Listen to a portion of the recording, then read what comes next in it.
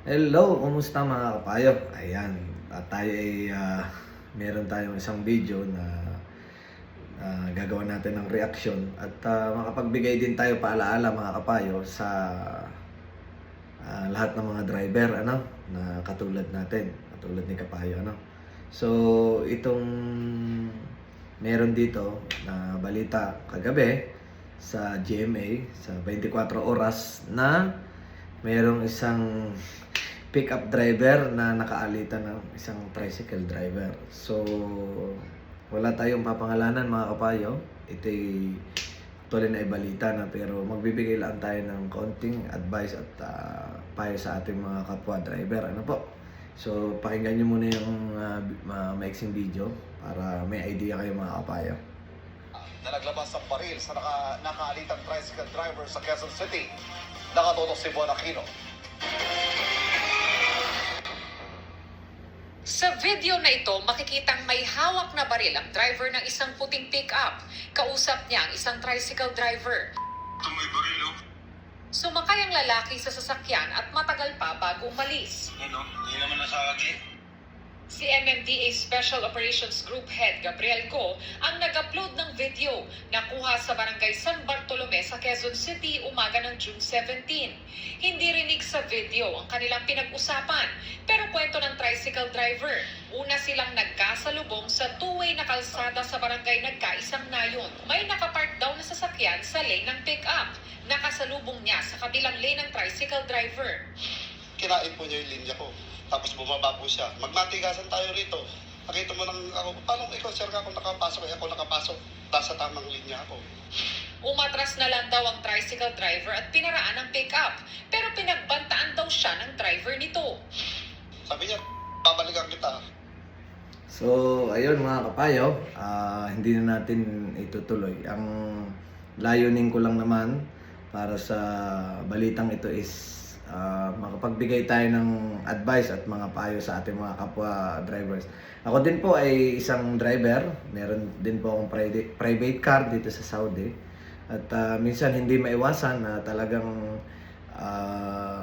yun nga, medyo mainit. Magkaroon tayo ng emotional na feelings na kapag tayo nagmamaneho, lalo po dito na talagang ang dami po ditong kumbaga hindi sumusunod. Talagang lalo yung mga umu-overtake sila, minsan sa kanan o ikakat ka pa.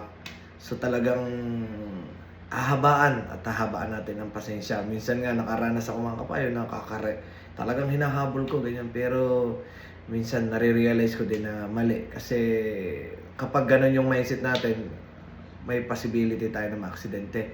Hindi. At saka hindi natin alam yung condition din ng sasakyan minsan, di ba? Kahit pa alaga natin, pero yun nga, delikado, no? So, yung advice ko sa kapwa ko mga driver dyan, sa atin dyan sa Pilipinas, medyo maging kalma lang po tayo magmaneho. Kasi mga kapayo, kapag nangyari na, nakagawa tayo ng hindi maganda sa ating kapwa, sa ating kapwa driver, so wala po, ang pagsisisi po talaga nasa huli mga kapayo. So, kalma lang, maging mahinahon, daanin sa pag-uusap, at kung ang tama naman yung ginawa ni Kuya na siya naging mahanahon sa ikuan, pero siyempre si Sir medyo high blood, kaya basta wala naman pong hindi madadala sa magandang usapan mga kapayo. Maging mahinahon, isipin natin na kapag nangyari ang isang problema na hindi inaasahan, kasi halimbawa nagdilim ang paningin, nauna ang init ng ulo, then talaga pong ang pagsisisi sa huli. Wala pong nagsisi sa una mga kapayo. So yun lang, at sana sa ating mga kapwa driver is matuto po tayong magpakumbaba kung tayo nagkamali, at matuto din tayong maging huwaran ng ating mga kapwa driver. Ano po? Maging mahinahon, maging maingat tayo sa pagmamaneho. Ano mga kapayo? So, yun lang, at itong video na ito sana nakatulong sa ating lahat.